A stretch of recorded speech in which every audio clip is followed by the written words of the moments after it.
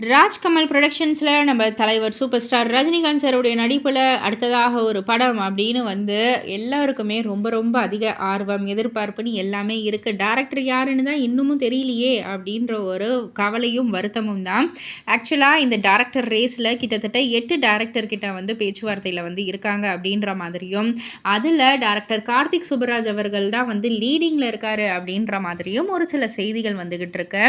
ஆக்சுவலாக வந்து இந்த படத்துக்கு அதாவது தலைவர் 173 படத்துக்கு நிறைய டேரக்டர்ஸ்ன்னு சொன்னோம் இல்லையா? கார்த்திக் சுப்புராஜ், ஆர்ஜே பாலாஜி, ராஜேஷ் எம் செல்வா, அதுக்கப்புறம் வந்துட்டு மகாராஜாவுடைய director Nithilan, parking director Ramkumar அப்படின்னு சொல்லிட்டு நிறைய பேர் வந்து இந்த ரேஸில் இருக்காங்க அப்படின்ற மாதிரியும், இதில் வந்துட்டு கார்த்திக் சுப்புராஜ் வந்து ஒரு கமர்ஷியலான ஒரு ஸ்டோரி லைன் வந்து சொல்லியிருக்காங்க.